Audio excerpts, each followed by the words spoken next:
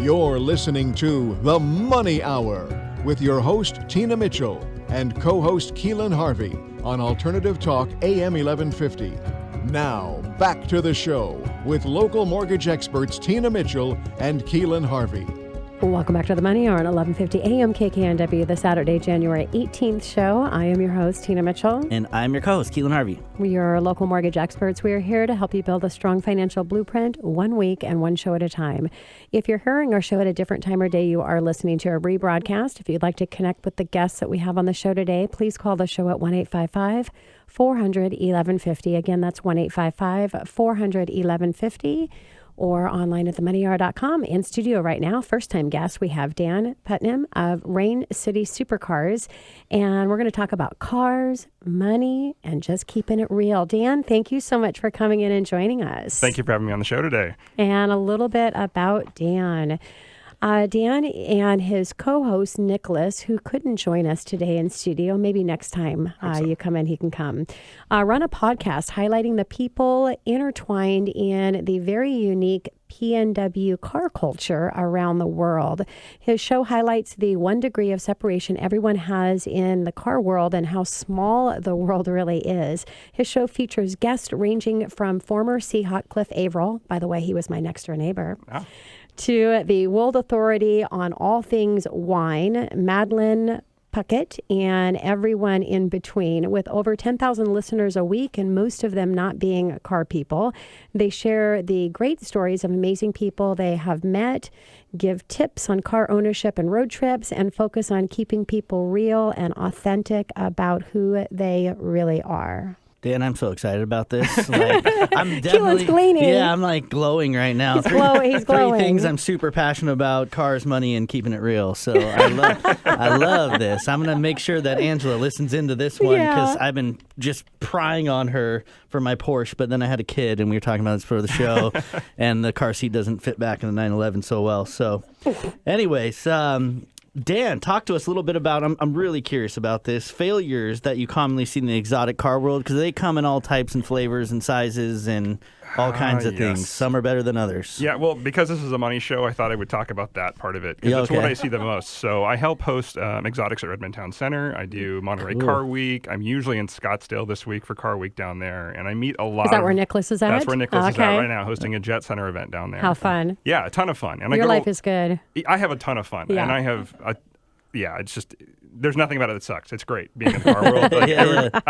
The vast majority of people I meet are amazing and have great stories. Yeah. But one of the most common things I see, especially especially with all the new money in town, you get guys that'll come in, they get their great new tech job, they got their nice big bonus check, poof, all gone on that McLaren they wanted their entire life, or that Lamborghini or that Ferrari. And I have a lot of friends that work there, but it's funny because, when you're a kid and you're dreaming of a car, you're willing to extend yourself so much to live paycheck to paycheck to get that car. And at that time, it's a small thing. It's like maybe it's if you're from a small town up here, it's a used Camaro or something. The same thing happens to adults, though. They'll go in and they will live paycheck to paycheck on a $200,000 a year income to have that car they want. That's crazy. And they're not impressing anybody. Yeah. Because all the guys that have been doing this for a long time are like, that was a terrible choice. That $200,000 car you just bought is worth $100,000 as soon as you roll it off the lot, and that's the sad truth. Or you'll guys see guys lease for $3,000 to $4,000 a month. Yikes! And I see it all the time. This is not rare, and it's that's crazy. It's a scary, repetitive pattern. So and that's what we talk about a lot on our show is keeping it real. And it's like, no, there's a reason I buy used supercars. Yes, hey, if you have the luxury to buy new, by all means, I totally get ordering exactly the car you want, rolling it up to your door like a present. But it's like you have to take a real hard, authentic look at yourself and where you're at in life to do that. Makes sense. Yeah. So let's talk about the right budget for a car if you're a car enthusiastic. If you're an enthusiast like me, I do say there is a return on investment in joy in keeping a car like that. You are going to be willing to extend yourself a little further than most people. And I won't guilt somebody for that. I mean, from the financial planner side of it, you're like gritting your teeth going, no, don't do that. That's a little bit out of budget for you. You shouldn't spend that much. But for me, like my favorite thing to do in the world is road trips. I host rallies down to Monterey and across the country. And I love that stuff. So for me, there's a little bit more of my money that goes into my cars than most people. So I would say it's sort of the same rules that apply to buying any car, then maybe add another 5%, another 10%. Okay. I don't want to play anybody's banker, but I also don't want to come down too hard on somebody who spent a little more than probably their financial planner thinks they should. Yeah. Because if you are not a car person and not an enthusiast, you're not seeing that joy return on investment. For me, it's like I will eat out less. I shop differently because of the car I have. And so it's not that I'm overspending on the car. It's that I'm reducing my budget in other areas. That's your true passion. So you're putting your extra resources there where someone else's true passion is going to be somewhere else. So don't spend that kind of money on a car because makes total sense. Yeah. If your passion is, Louis Vuitton handbags and cars, then you might have a problem on a limited income. Exactly. But if you're willing to cut out one of those other ones, then you're in a much safer space. I agree with that, Dan. I mean, if you drive your car a lot, especially, I mean, if I spend a good chunk of change, and that's my I'm already selling it right now. My justification on it, I get happy in a car that's got some performance and it puts a smile on my face every single day. And I mean, some people I've heard, my fiance is in property management. There's a guy that lives at the apartments with a Lambo. Yeah. And literally, and he has a McLaren. Now the kid's balling, but he's living in an apartment driving a Lambo and a McLaren. Literally, it's sitting in our garage right now, a white Huracana or whatever they are. Yep. Yeah, so and not to judge, but being in the mortgage industry, I just don't get that. Being a homeowner before having, but no judgment here. I mean, absolutely backwards, right? No matter how you cut it, it's a depreciating asset, and it's just all comes down to how big of a chomp you want to make out of that. So. And I know the answer to this, Dan. I had a question for you about making money on cars. I did it small time. I used to flip cars. I used to back in the day, and I worked at an auction for many years. Very cool. And so I got to see the dealer auctions and kind of how that works. But so you can make money, but you got to be smart about what you're doing, I should say. So what is your feedback on making money on cars? The very high level, but almost always correct answer to this is no. Yeah. It's pretty much never. Unless you are dealing with extremely limited market vehicles and you have the money up front. Like if you have an extra $100,000 to spare right now, buy a Ferrari 360 in a manual. Do it right now and sit on it for 10 years. You'll make triple your money back. Wow. But is that really a good investment compared to property? Sure. Absolutely not. Yeah. Like $100,000 on a car and then getting it up to $200,000 10 years later is a very slow return investment on your money. Yes.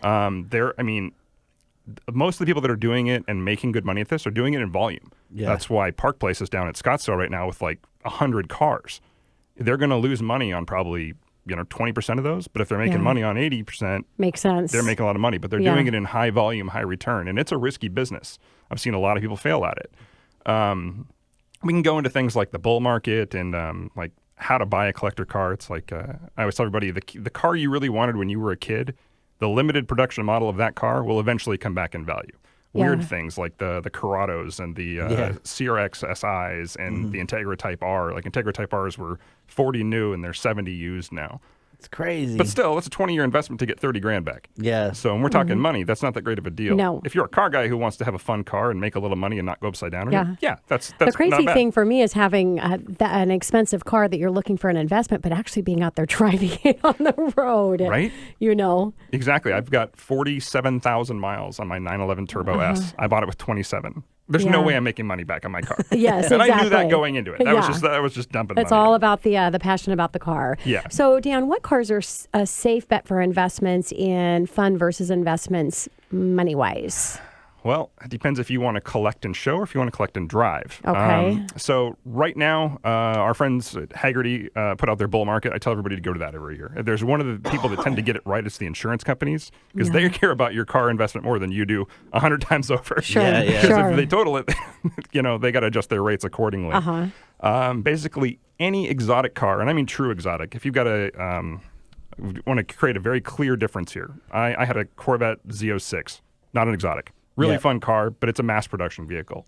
But if you've got an Italian with a manual transmission, it's going to go up. Pretty much safe investment across the board is any Ferrari that was vintage and popular and in low production is going to go up. Yeah. Rare cars that everybody hated at the time always go up. When I say that, I mean like the Porsche. Interesting. The Porsche 914. My brother had one of those when I was a kid, and he bought it, I think, for $1,500. Oh my god! I think he sold it for $3,000. And because most of them went to rot, people tossed them away and forgot about them. Now there's not a lot of them out there. And even though at the time they were like the blasphemy of Porsches, they've skyrocketed in value. Now they're 20, 30,000. If you're lucky enough to have a 914-6 wide body, you're at 100 plus. That's so crazy. Limited production, manual transmission, typically imported. Although the Viper GTS is a great example of a car that's rocketing right now. So They quit making those, right? Yep. That was the last year for them. It was last year. I feel a little out of the conversation. I don't know any of the, I mean, I know what a Porsche is, but all the extra stuff after the Porsche. It's in the same vein, though. It's a guy thing, I guess. You got the Jaguar, which that's is a all beautiful, that's all I know. But my beautiful dream car. is that my dream's a little Bentley. Oh. But yeah, I like Bentleys. I That's love a the nice I love the Jag. Luxury. So I've modded cars my entire life, Dan, including my fam. I got I wanted a fam. I got an Infiniti G37 four-door sedan. It's the XS all-wheel drive. It's like 335 horsepower. Yeah, it's a 370Z motor. And it's starving for air, so I gave it high flow cats, cold air intake, exhaust, and tune. Which you sound so smart. I told you, I'm a car guy. Yeah, I lowered it a little bit so I can still put my kid back in it, and it's it'll drive forever. Those motors, they bulletproof motor. Bulletproof, yeah. So that's fun. But after I did it, I was like, this is probably. I know it's not a good investment because it cost me about $7,000 to do all that. And I'm not going to receive $1 back from that. So what is your take on modding in general? Can you are there good investments with modding? Yes, but for the most part, no, you're exactly right. I always tell everybody it's a great investment in your own fun in your car if you're an enthusiast. But there's a running joke in the industry. If we go, there's even a Facebook group about joke ads we find on Craigslist. Yeah. And the key word is anytime we see somebody put investment in the ad, we know that thing is worthless. 40,000 invested. I'm like, not worth a dime to the next buyer. But there is. I'm going to talk about the fringe cases where that is a good investment. Yeah. Future collector cars like the C6 Z06, which all 427 Corvettes go up in value eventually. It's usually much later, but they are known to have bad heads, and so running aftermarket heads and valve guides will alleviate that issue. And to the next buyer, that's a huge win because you've modified the engine. Yeah. That doesn't sound like it would be a good investment, but it is. When you're modifying for reliability, the next buyer looks at it as an investment in their future. Things like wheels and tires, no, almost never. Yeah. They look cool. The Jeep market may be a weird fringe of that where we're seeing that go up, but for the most part, modding is no, and it is sort of a running joke. Yeah. If you've modded your car a lot, take it all off, sell it all separately, then sell your car otherwise. That's how you get your money back out of that. That cracks me up because I look at Craigslist 24/7, and it's funny how they list every single mod. Not 24/7. You got other things that you're doing. I do. Well, on my free time, right? I'm always looking on Craigslist, and they'll list everyone and the price they paid market for each thing, and then add it to the total of what they think they should sell the car to you for. And you're just like, what? No. Yeah, no low balls. Yeah, no low balls. If you don't like it, don't call me. It's it's still there 4 months later, the same ad. Yeah, exactly. So, Dan, I can't help but just ask you, what is the very best car that you have ever owned? The best car I've ever owned, hands down, is my current car. It's the first car I've ever bought where I'm going to replace it with the exact same car.